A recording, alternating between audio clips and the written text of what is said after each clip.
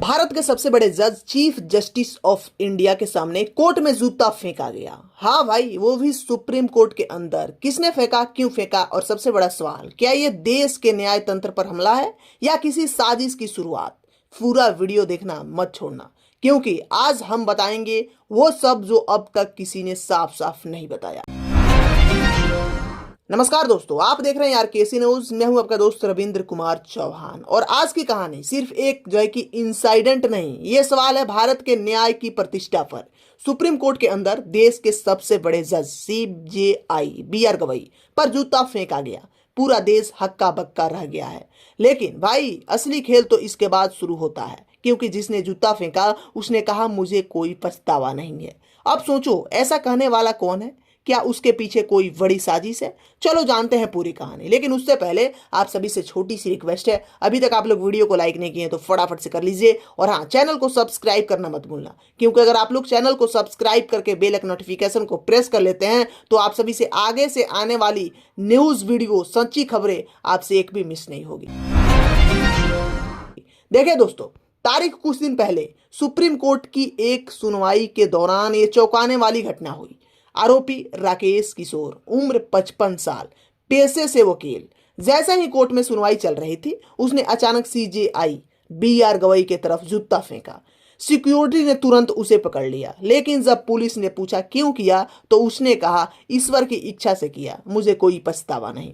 अब सोचो भाई, सुप्रीम कोर्ट जैसी जगह पर कोई ऐसा कदम कैसे उठा सकता है? क्या वो अकेला था या किसी के इशारे पर? चलिए जानते हैं। सबसे पहले उसका नाम था जो है कि राकेश किशोर, उम्र था 55 साल, पेशा वकील था। बताया जा रहा है कि वो पिछले कई महीनों से कानूनी फैसलों से नाराज था। उसने कुछ पुराने केसों में न्याय न मिलने का आरोप लगाया था। लेकिन सबसे हैरान करने वाली बात यह है, उसने कहा मैं जो किया पूरी चेतना में किया, कोई शराब, गुस्सा या पागलपन नहीं, सब सोच समझ कर किया गया।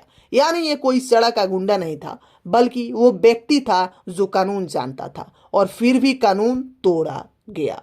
देखिए दोस्तों, सुप्रीम कोर्ट ने तुरंत हायरिंग रोक दी और सुरक्षा बढ़ाई। पंजाब के CM भगवंत मान ने कहा कि CJI पर हमला देश की न्यायपालिका की गरिमा पर हमला है। कई राज्यों के बार जो है कि काउंसिल ने आरोपी की वकालत लाइसेंस रद्द करने की मांग भी की। सोशल मीडिया पर बवाल हो रहा है कि कुछ लोग बोले ये जो है कि फ्रस्ट्रेशन है और न्याय में देरी की। कुछ बोल रहे हैं कि ये साजिश है न्यायपालिका की छवि बिगाड़ने की। देखिए दोस्तों, अब सवाल उठ रहा है, क्या देश में अब जज भी सुरक्षित नहीं? कांग्रेस और विपक्ष ने कहा सरकार को देश में बढ़ते असंतोष को रोकना चाहिए। बीजेपी नेताओं ने पलटवार किया। न्यायपालिका पर जो है कि न्यायपालिका पर हमला किसी साजिश का हिस्सा हो सकता है। कुछ रिपोर्ट में दावा हो रहा है कि आरोपी ने कुछ दलित अधिकार से जुड़ी बात कही थी। देखिए, अब कांग्रेस और महागठबंधन ने इसे दलित अस्मिता से जोड़ने की रणनीति बना ली है। यानी भाई, जो घटना एक कोर्ट के अंदर की थी, अब राजनीति के मैदान में खींच ली गई है। देखिए दोस्तों, अब जो है कि ये मामला सिर्फ कानून का नहीं, बल्कि राजनीति और समाज के टकराव का बन चुका है। देखिए, ट्विटर पर लाखों लोगों ने लिखा, अगर देश के सबसे बड़े जज पर हमला हो सकता है तो आम आदमी कैसे सुरक्षित रहेगा? वही कुछ अकाउंट से ने कहा, यह घटना लोगों के जो है कि बढ़ते गुस्से का संकेत है, जो न्याय में देरी से उपजा उपजा है। देखिए, यूट्यूब और एक्स स्पेस पर लाइव बहस हो रही है कि क्या भारत की न्याय प्रणाली वाकई निष्पक्ष है। एक बात साफ है दोस्तों, देखिए, इस घटना ने जनता के दिल में सवाल तो खड़े कर ही दिए हैं, लेकिन जवाब किसी के पास नहीं है। देखिए, सुप्रीम कोर्ट में अब सिक्योरिटी जो है कि प्रोटोकॉल बढ़ा दिया गया है। जजों और स्टाफ की एंट्री पर सख्त नियम लागू है। लेकिन सोचो भाई, अगर देश के CJI भी कोर्ट में अनसेफ है और अनसेफ महसूस करें तो आम आदमी की हालत क्या होगी? एक्सपर्ट कह रहे हैं ये सिर्फ एक जूता नहीं, ये हमारे सिस्टम पर सवाल फेंका गया है, और ये सवाल हर नागरिक को झकझोर देता है। क्या हमारा न्याय तंत्र अब डर में जी रहा है? देखिए दोस्तों, इस पे असली सच्चाई क्या है आप लोगों से हम बता देते हैं। देखिए, पुलिस की जांच जारी है।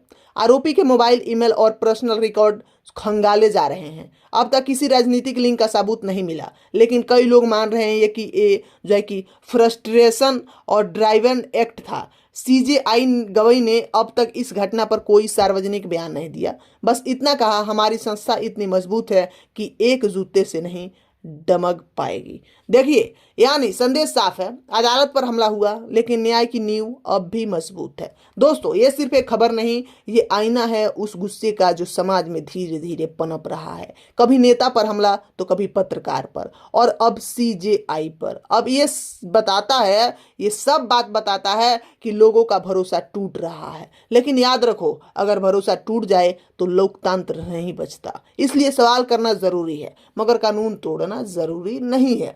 आपको क्या लगता है, क्या यह हमला सिर्फ एक गुस्से की हरकत थी या इसके पीछे कोई गहरी राजनीति है? कमेंट में बताना मत भूलना। वीडियो अच्छा लगा हो तो वीडियो को लाइक करो, चैनल को सब्सक्राइब करके घंटी वाले बटन को ऑल पे सिलेक्ट कर लो, और अगली रिपोर्ट में मिलते हैं। जय हिंद, और न्याय में भरोसा बनाए रखो।